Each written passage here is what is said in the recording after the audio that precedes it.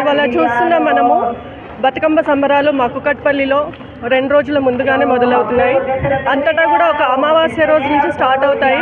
కానీ ఒక కుకట్పల్లి గ్రామంలోని అనాదిగా కూడా ఇది ఎప్పుడో మా తాత ముత్తాతలు మేము పుట్టక ముందు నుంచి ఎప్పటి నుంచో కూడా ఒక రోజు ముందుగానే మొదలవుతాయి. కాకపోతే ఈసారి ఒక రోజు ముందంటే మంగళవారం రావడంతో గ్రామ పెద్దలందరూ ఇవాళ నుంచి మొదలు పెట్టాలని నిర్ణయించడంతో ఇవాళ నుంచి స్టార్ట్ అయ్యాయి.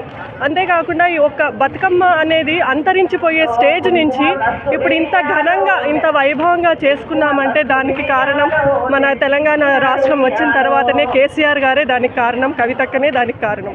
ఎందుకంటే వారు బతుకమ్మ అనేది తెలంగాణ రాష్ట్ర పండుగగా వాళ్ళు డిక్లేర్ చేశారు. ఎందుకంటే ఈ పండుగ ఒక తెలంగాణలో తప్పితే ఇంకెక్కడా కూడా జరుపుకోరు.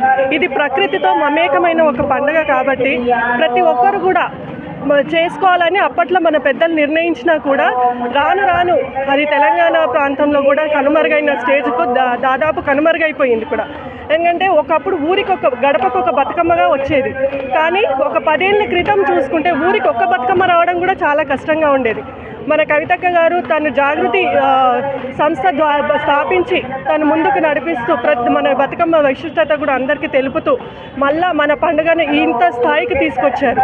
అలాగే కేసీఆర్ కూడా మన పండుగను ఇంత స్థాయికి తీసుకొచ్చి మన పండుగ అన్నది దేశ విదేశాల్లో కూడా చూపించారు. బతుకమ్మ ఇప్పుడు బతుకమ్మ అంటే ఎక్కడ కూడా మన ఇప్పుడు చూస్తే అమెరికాలో కానివ్వండి, దుబాయ్లో కానివ్వండి, అంతర్జాతీయంగా ఎక్కడ కూడా ఒక గుర్తింపు వచ్చింది. బతుకమ్మ అనగానే ఓహో ఇది తెలంగాణ వాళ్ళ పండుగ అన్నది గుర్తింపు తీసుకొచ్చిండ్రంటే దానికి కేసీఆర్ గారే కారణం.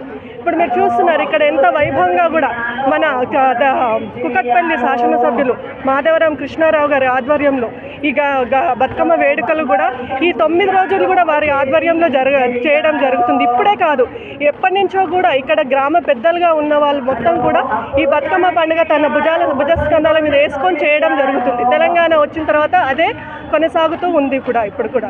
ధన్యవాదాలు.